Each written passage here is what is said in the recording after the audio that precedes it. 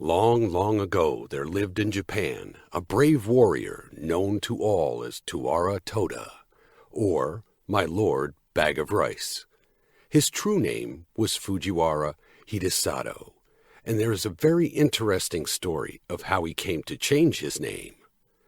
One day he sallied forth in search of adventures, for he had the nature of a warrior and could not bear to be idle. So he buckled on his 2 swords, took his huge bow, much taller than himself, in his hands, and slinging his quiver on his back, started out. He had not gone far when he came to the bridge of Seta no Karashi, spanning one end of the beautiful lake Biwa. No sooner had he set foot on the bridge than he saw lying right across his path a huge serpent dragon. Its body was so big that it looked like the trunk of a large pine tree, and it took up the whole width of the bridge. One of its huge claws rested on the parapet of one side of the bridge, while its tail lay right against the other. The monster seemed to be asleep, and as it breathed, fire and smoke came out of its nostrils.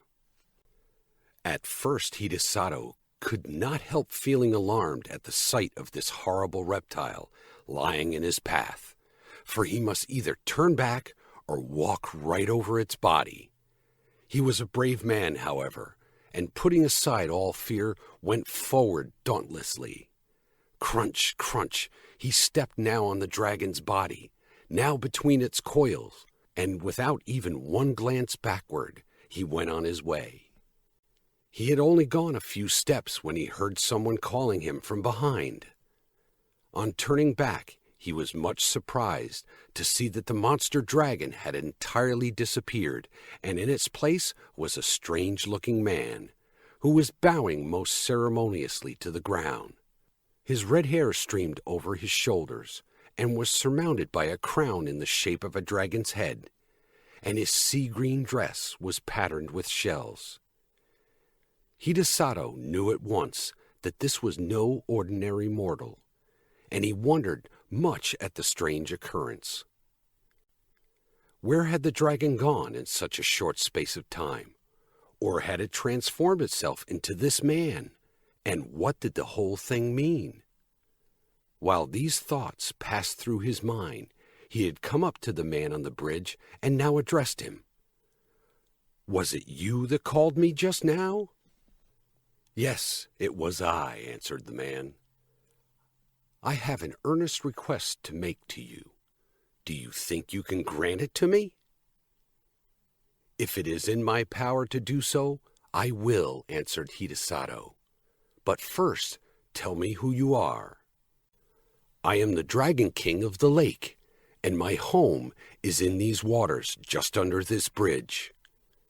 "And what is it you have to ask of me?" said Hidesato. "I want you to kill my mortal enemy, the centipede, who lives on the mountain beyond." And the Dragon King pointed to a high peak on the opposite shore of the lake. "I have lived now for many years in this lake, and I have a large family of children and grandchildren.